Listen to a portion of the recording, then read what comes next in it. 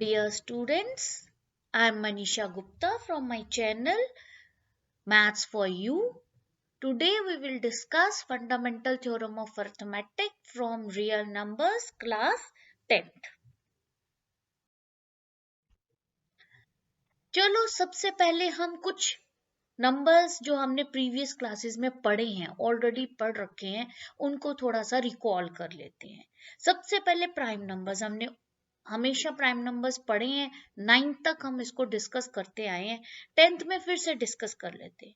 If a number has no factor other than 1 and the number itself, जिस भी number के सिर्फ दो ही फैक्टर हो, या तो वो खुद या फिर 1, वो नंबर्स जो हैं प्राइम नंबर्स कहते हैं। For example 2, 3, 5, 7, 11 so on. Again the next one is composite numbers. Composite numbers में 1 और नंबर इटसेल्फ के अलावा अगर कोई और फैक्टर आता है तो that is a composite number. मतलब मोर देन 2 फैक्टर्स अगर आते हैं तो that is a composite number. For example 4, 6, 24 and so on. The next term that we will discuss is prime factorization. मतलब आपने किसी भी नंबर को प्रोडक्ट फॉर्म में, फैक्टर्स फॉर्म में लिखना है, लेकिन factors should be prime numbers. Okay, so for example 12 can be written as 2 into 2 into 3 और 3 into 2 into 2। ऑर्डर हम इसका चेंज कर सकते हैं, लेकिन क्या हम इसमें 5 फैक्टर कर सकते हैं? नहीं कर सकते। क्या हम इसमें 7 फैक्टर कर सकते हैं? नहीं कर सकते। Order we can change, we can write 2 into 2 into 3, और we can write 3 into 2 into 2, और we can write 2 into 3 into 2। Order can be changed. Similarly is the case with 230, एक नंबर ले लिया मैंने, इसके प्राइम फैक्टर्स किए। So prime factors में तो 3 ही फैक्टर्स आएंगे इसके, 2, 5, 23। इसके अलावा कोई और फैक्टर नहीं आएगा, लेकिन हम इसका ऑर्डर जो है चेंज कर सकते हैं। So what we can say that कि प्राइम फैक्टराइजेशन यूनिक है, whatever the order is. So इस प्राइम फैक्टराइजेशन में हम और कोई प्राइम नंबर है नहीं कर, ऐड जो है वो नहीं कर सकते। This is fundamental theorem of arithmetic. So according to this fundamental theorem of arithmetic, every composite number can be factorized as the product of primes, and this factorization is unique apart from the order. यही मैंने पीछे समझाया आपको कि factorise करना है, prime factorisation करना है, और फैक्टराइजेशन यूनिक है, हम कुछ और फैक्टर उसमें ऐड नहीं कर सकते। प्राइम फैक्टर को ऑर्डर चेंज कर सकते हैं। फॉर एग्जाम्पल 1001, 7 into 11 into 13, इसमें हम और कोई फैक्टर ऐड नहीं कर सकते, लेकिन हम इसको ऑर्डर चेंज कर सकते हैं। हम 11 को पहले लिख सकते हैं, 13 को पहले लिख सकते हैं, इनको आगे पीछे कर सकते हैं। ओके, सो इसी के ऊपर हमारा क्वेश्चन नंबर 1 है, एक्सरसाइज 1.2 का, एनसीईआरटी का, वो आप इसको प्रैक्टिस कर सकते हो। इसी में फंडामेंटल थ्योरम ऑफ अरिथमेटिक में ही एक क्वेश्चन और आता है कि explain why this is a composite number. चलो हमने स्टार्टिंग में पढ़ लिया what is a composite number, जिसके 2 से ज्यादा फैक्टर होंगे। हमें सिर्फ कुछ नहीं बताना, इसमें हमें ये बताना है कि इसके 2 से ज्यादा फैक्टर बनते हैं। अब इस क्वेश्चन में हम देख रहे हैं कि इसमें 2 टर्म्स है। एक टर्म है 3 into 5 into 7 और दूसरी टर्म है 7। अगर हम इन दोनों टर्म्स को देखें तो 7 नंबर जो है वो कॉमन ले सकते हैं। जब हमने 7 कॉमन ले लिया तो फर्स्ट टर्म में 3 और 5 बच गया, 3 into 5 बच गया। दूसरे टर्म में जब हमने 7 कॉमन ले लिया तो ये +1 बचा, +1, इट इज +1। जब हमने ब्रैकेट क्लोज की, can we write into 1? Yes, we can write. Why? Because we know that 1 is a factor of every number. Okay, so we see that here, we see here that we have 3 factors. इसमें हमें 3 factor दिख रहे हैं। एक factor 7 है, दूसरा factor 3 into 5 plus 1 है, और तीसरा फैक्टर 1 है। क्योंकि इसमें 2 से ज्यादा फैक्टर है, hence it is proved that it is a composite number. तो इसी के ऊपर based practice question number 6, exercise 1.2 NCERT.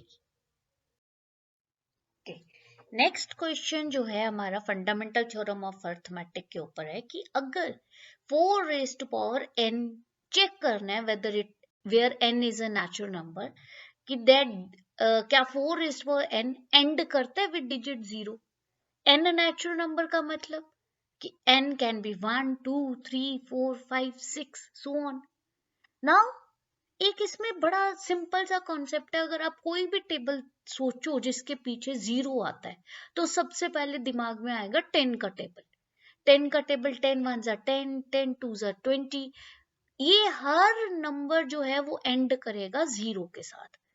अब 10 जो है उसके प्राइम फैक्टर्स क्या होते हैं 2 और 5। तो 4 रेज टू पावर n जो है वो तभी एंड करेगा 0 के साथ अगर वो 2 उसमें 2 फैक्टर होगा और 5 फैक्टर होगा। अगर ये दोनों फैक्टर नहीं प्रेजेंट है तो वो एंड नहीं करेगा।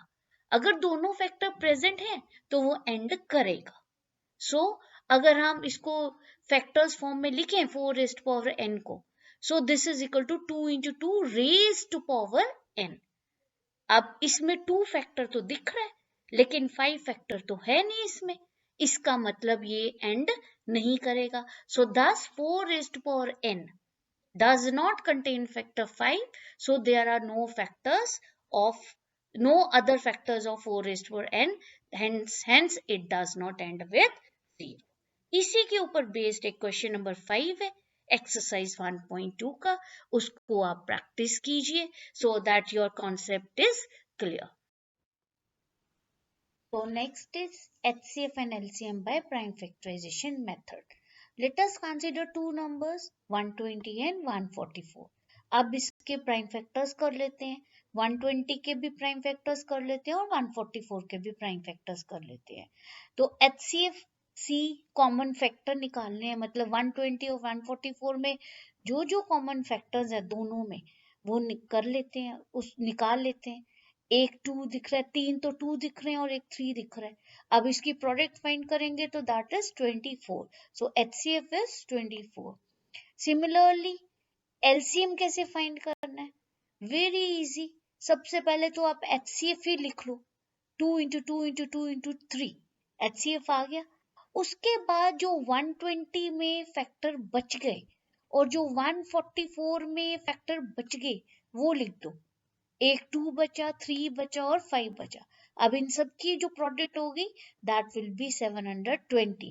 so this is how we will calculate HCF and LCM of two numbers। now let us find HCF and LCM of three numbers 6 72 and 120। इसमें उसी तरह से हम प्राइम फैक्टर्स कर लेंगे सभी नंबर्स का।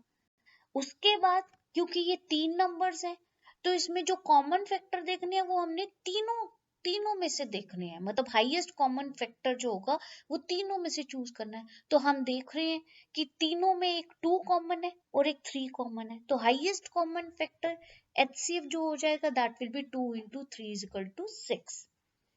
LCM के लिए सेम, हम पहले 2 इंटू 3 लिख लेंगे जो हमारा HCF है। अब इसमें जो है क्योंकि 3 नंबर्स हैं तो 72 और 120 में फैक्टर्स बचते हैं, लेकिन हमने क्या करना है, हमने सारे बचे हुए फैक्टर्स नहीं लिखने जैसे हमने 2 नंबर्स में लिखे हैं। इस केस में हमने क्या करना है कि 72 और 120 में पेयर्स बनाने हैं, जो कॉमन फैक्टर जो इनमें कॉमन फैक्टर्स हैं वो देखने हैं पहले।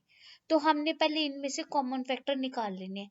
एक 2 और है, एक 2 का दूसरे 2 का बन रहा है और 3 का भी बन रहा है। सो वो कॉमन फैक्टर निकालने के बाद उसके बाद एक 3 बचता है और एक 5 बचता है, तो हम इसकी जो प्रोडक्ट निकालते हैं दैट इज 360। मैक्सिमम मिस्टेक्स बच्चे 3 नंबर्स की LCM में करते हैं क्योंकि वो पहले तीनों में कॉमन निकाल लेते हैं और बाकी बचे हुए कर लेते हैं, लेकिन हमने फिर जो नंबर्स 2 नंबर्स में जो कॉमन फैक्टर है उनको भी हमने कॉमन लेके उसके बाद जो सिंगल सिंगल फैक्टर बच जाएगा उसकी प्रोडक्ट से हमने LCM निकालना है।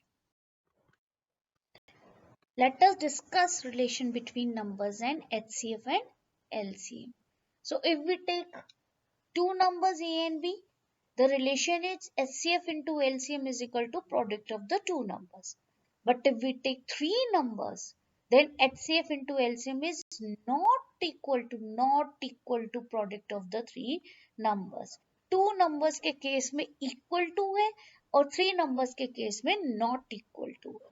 इसी रिलेशन के ऊपर बेस्ड हमारे पास क्वेश्चंस है कि इफ HCF इज 2, प्रोडक्ट उनकी 120 है, तो you have to find LCM. So HCF into LCM is equal to A into B. That is product of two numbers. Substitute करेंगे and we have LCM that is equal to 60. इसी के ऊपर हम questions practice करेंगे exercise 1.2 के NCERT के ऊपर, तो ये आपको कॉन्सेप्ट जो है दिस विल गेट क्लियर।